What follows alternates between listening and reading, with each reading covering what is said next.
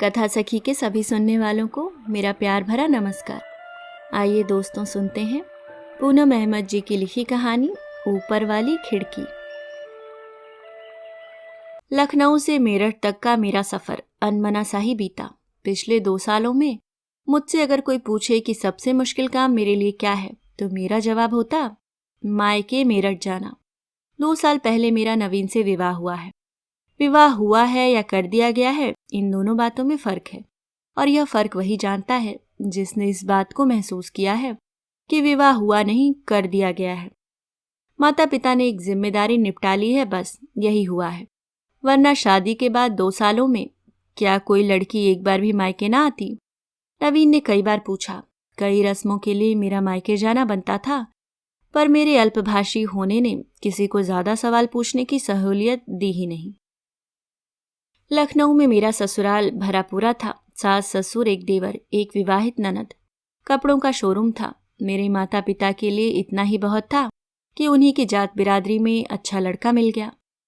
उनके लिए अच्छे लड़के की परिभाषा ही यही थी कि लड़के का परिवार कमाता खाता हो, बस।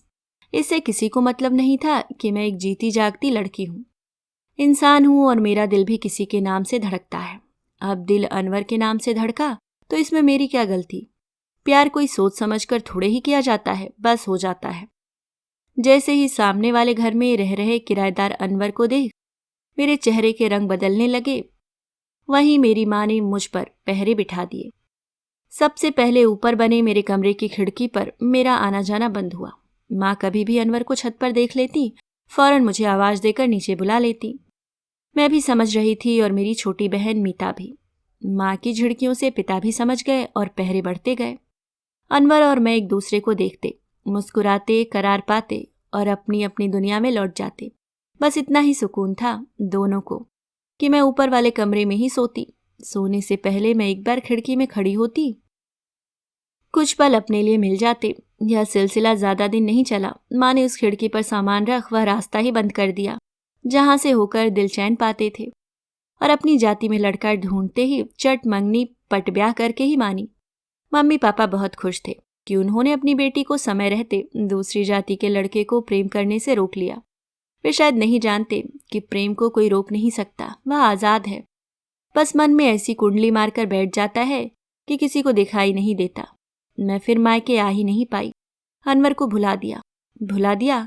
नहीं, तभी तो नहीं आ पाई मायके। हाँ, इस बीच सबसे फोन पर बातचीत करती रही हूँ।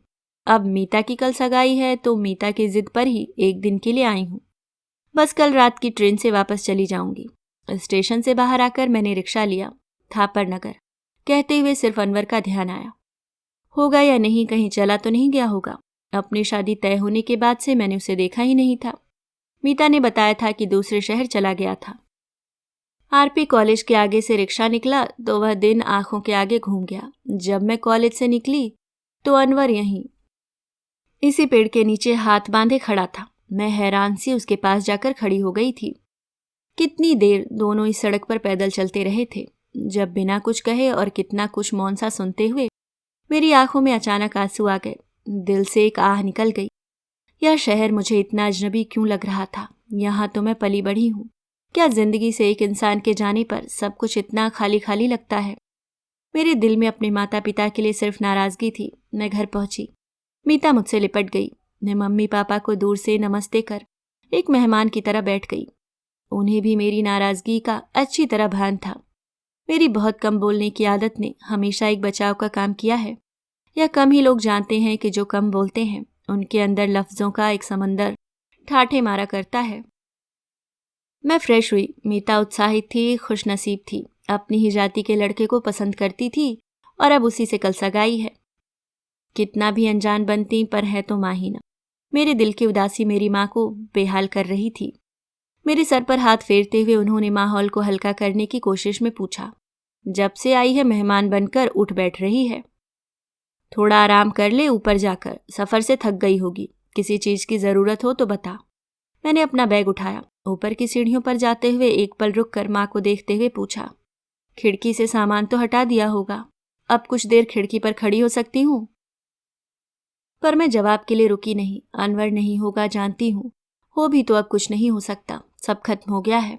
जानती हूँ, पर मुझे यूं ही कुछ पल उस खिड़की पर खड़ा होना था, कुछ पल अपने भीतर समेटने थे, जिनमें डूबकर मैं फिर अगले कुछ साल तक जी सकूं।